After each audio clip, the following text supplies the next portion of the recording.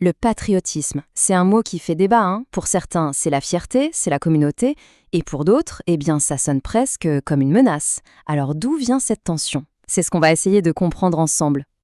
Et la question, elle se pose très concrètement. Franchement, aujourd'hui, quand on voit des drapeaux bleu, blanc, rouge fleurir un peu partout, ou qu'on entend le mot patriote, pourquoi est-ce que parfois on a un petit mouvement de recul? Qu'est-ce qui a changé pour que ces symboles qui sont censés nous unir puissent provoquer une telle méfiance? Pourtant, attention, ça n'a pas toujours été comme ça. Loin de là. Il fut un temps, pas si lointain d'ailleurs, où ce patriotisme était synonyme de joie pure, d'unité. Pour s'en souvenir, on va faire un petit saut dans le temps.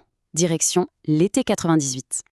Imaginez la scène. On est à Lille. C'est une chaude soirée de juillet. La France vient de gagner la Coupe du Monde, un moment historique. Un témoin de cette soirée raconte être descendu dans la rue avec sa fille sur les épaules et s'être retrouvé pris dans une vague immense de bonheur collectif. Et le truc le plus marquant, au-delà du foot, c'était ça, ce sentiment incroyable d'unité. Tout d'un coup, les origines, les couleurs de peau, tout ça n'avait plus aucune importance. Il n'y avait plus qu'un seul peuple, fier, qui faisait la fête ensemble. Et au cœur de cette fête, il y avait un nom, scandé par des millions de personnes. Zizou! Zizou! La fierté de ce moment-là, elle était profondément inclusive. Le héros national, c'était un enfant de l'immigration algérienne. Voilà, c'était ça un patriotisme qui rassemble. Et pourtant, ce sentiment, cette image, elle paraît si lointaine aujourd'hui.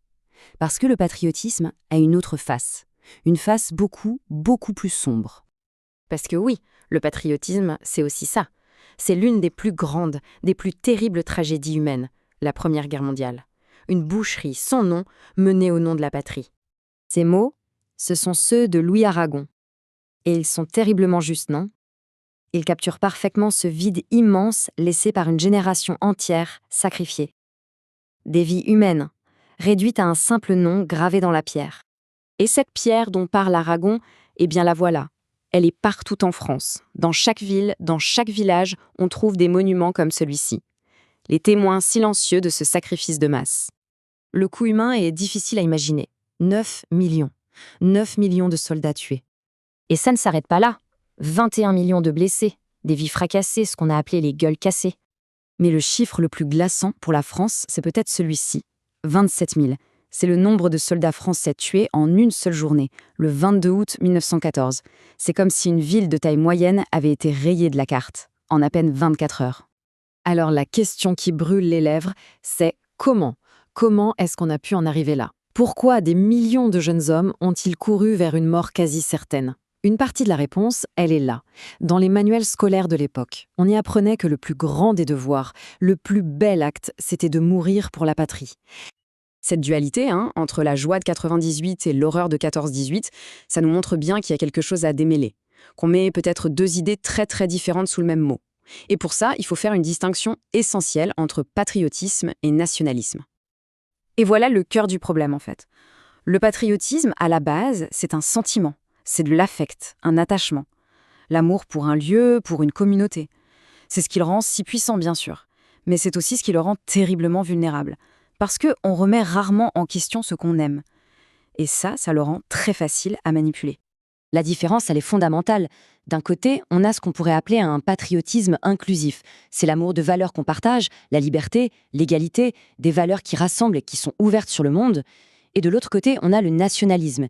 Et lui, par définition, il est exclusif. Il se base sur l'idée qu'une nation, définie par le sang ou la culture, est supérieure aux autres. Et donc, il cherche à rejeter tout ce qui est différent. Alors, face à ce danger du nationalisme, est-ce qu'un patriotisme sain est encore possible? Eh bien, il existe une piste, une voie qui nous a été montrée pendant l'une des périodes les plus sombres de notre histoire, la résistance. Voilà une devise puissante, ça vient de la résistance. Et ça change toute la perspective en fait. Ça nous propose un patriotisme qui n'est pas tourné vers un passé qu'on idéalise, mais vers un futur qu'il faut construire. Un amour non pas pour une identité figée, mais pour un idéal de justice et de liberté qu'il reste à atteindre. Et tout ça, ça nous ramène à la question de départ, une question pour notre époque. Après avoir vu la joie immense que le patriotisme peut apporter et les horreurs qu'il peut engendrer, après avoir fait la différence entre l'amour qui inclut et l'idéologie qui exclut, qu'est-ce que ça signifie, au fond, d'être patriote aujourd'hui ?